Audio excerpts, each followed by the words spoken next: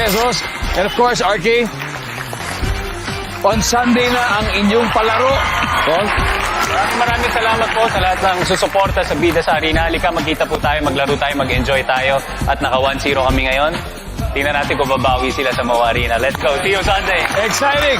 Maraming salamat, Pilipinas. Ako po si Ding Dong Dales. Araw-araw po na maghahatid ng saya at papremyo. Kaya makihula at manalo dito sa Family Feud.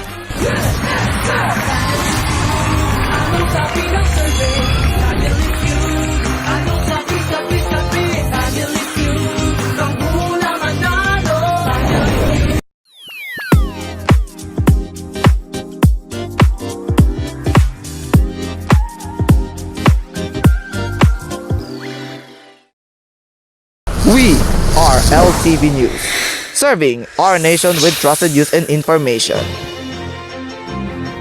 Narito na ang mga balita ngayong Lunes, ika-4 ng Mayo taong kasalukuyan. Kampo ni Jay Sonza, hinamon ang pagbasura ng kaso, kinukuwestiyon ang jurisdiksyon ng korte sa Pasay. Iniutos ng National Police Commission ang pagtanggal sa serbisyo ng isang opisyal ng pulisya sa Maynila matapos itong mapatunayang may pananagutang administratibo sa kasong sexual na panghahalay na kinasasangkutan ng isang biktima na walang malay.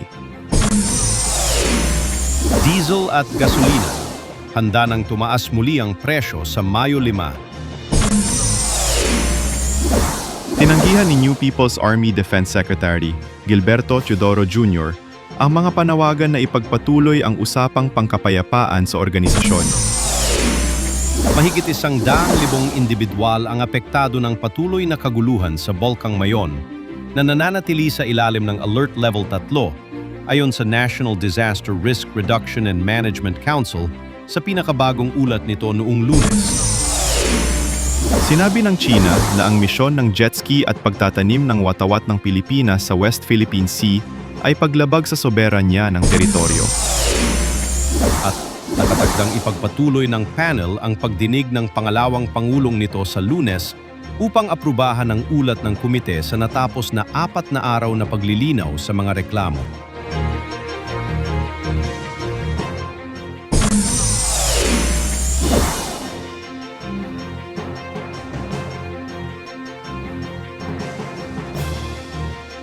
Mula sa LTV News Headquarters, ito ang Newsline!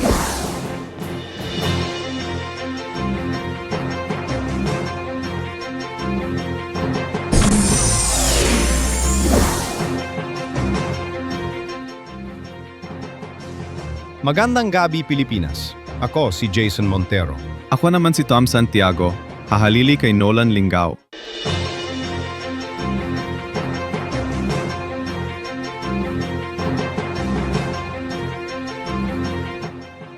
Nakatakdang ipagpatuloy ng panel ang pagdinig ng pangalawang pangulong nito sa Lunes upang aprubahan ang ulat ng komite sa natapos na 4 na araw na paglilinaw sa mga reklamo. Tiwala ang mga miyembro ng Kamara at isang abogado na ang pinagsamang mga reklamo sa impeachment laban kay Vice Presidente Sara Duterte ay sinusuportahan ng matibay na ebidensya upang makuha ang kinakailangang boto mula sa plenaryo upang magpatuloy sa Senado. Tutukan ang balita na inihatid ni Maylin Castillo.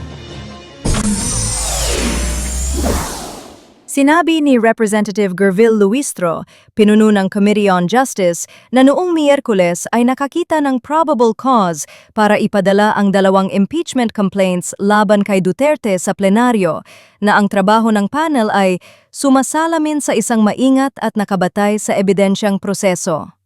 Matibay na ebidensyang iniharap sa mga pagdinig upang posiblen mahatulan si Duterte sa isang potensyal na kasong pandarambong. Binigyang diin ni Kapunan ang mga paratang ni dating Senador Antonio Trillanes ika-4 na si Duterte at ang kanyang pamilya ay nakatanggap ng milyon-milyong piso mula sa isang drug lord na tumutugma sa ulat ng Anti-Money Laundering Council na nagbabala ng mahigit 6-7 bilyong kahina-hinalang transaksyon sa mga bank account ni Duterte at ng kanyang asawang si Man Scarpio sa loob ng halos 2 dekada. Ipinaliwanag niya na ang mga bangko ay kinakailangang mag-ulat lamang ng mga transaksyon na hindi bababa sa 500,000 sa isang araw pati na rin ang mga itinuturing na kahina-hinala na nag-iiwan sa malawak na hanay ng mga aktibidad sa pananalapi na hindi minomonitor. Ang mas maliliit na deposito at paglilipat na hindi sakop ng mga mandatoryong patakaran sa pag-uulat ay maaring magpalawak sa kabuuang bilang, aniya. Maylin Castillo, ang inyong newsline ng Pilipino. Handa nang tapusin ng lokal na presyo ng diesel ang sunod-sunod na pagbaba ng presyo sa susunod na linggo, habang tinatayang magtataas ang presyo ng mga ito simula Mayo 5. Matapos ang 3 magkakasunod na linggong rollback, inaasahang tataas ang presyo ng diesel ng 1 piso hanggang 2 piso kada litro. At susunod, mahigit 100,000 individual ang apektado ng patuloy na kaguluhan sa pagputok ng Bolkang Mayon na nananatili sa ilalim ng Alert Level 3. Abangan ang lahat ng yan sa pagbabalik ng Newsline.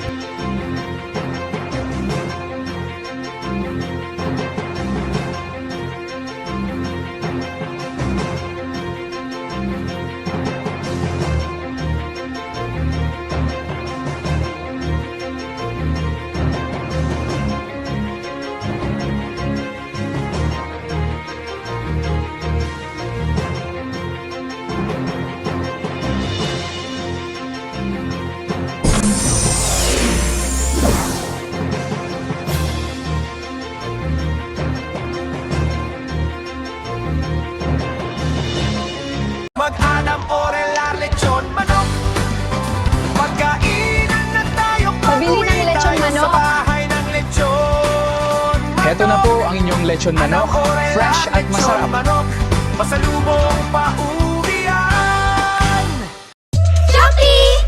Shopee, dua-dua, Memsel, ada Memsel di Shopee, dua-dua, Shopee, dua-dua, Memsel, ada Memsel di Shopee, dua-dua, di Shopee, dua-dua, ada Memsel di Shopee, dua-dua, ada Memsel di Shopee, dua-dua, ada Memsel di Shopee, dua-dua, Memsel. Mag New Yorn Cubes pagluluto ng munggo at chicken, ang Yorn Pork Cubes pagluluto ng munggo, ang Yorn Chicken Cubes pagluluto ng chicken. Pinakulo na, Mag New Yorn Cubes. Kalokohan at tawanan. Salamat sa isang viewer natin sa Fanmade Archive. Okay, so yan.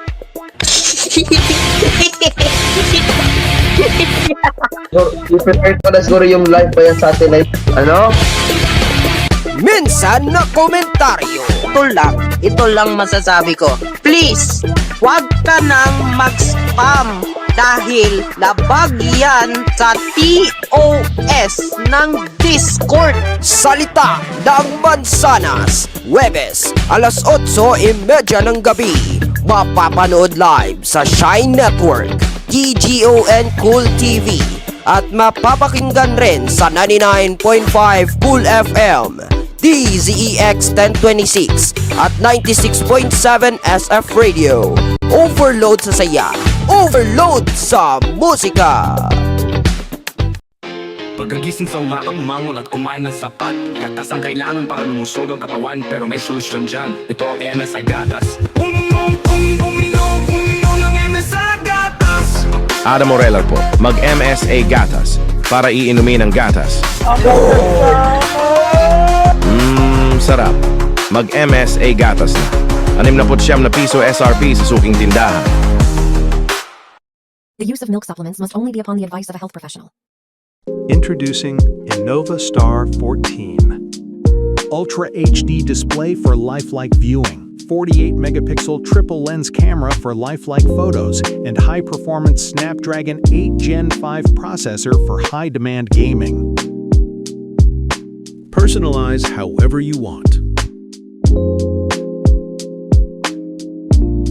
Innova Star 14 for gaming, for pictures, for anything. Napapagod ako sa advertisement ito. Iyong sa tibiro at nakaka-stress. Para iinom ako ng AO Cola. Ang AO Cola at may iron, taurine, at B vitamins para iinom ng sugar ito. Sarap. Adam Orelar po para sa AO Cola. AO Cola, also available of AO Cola Blueberry.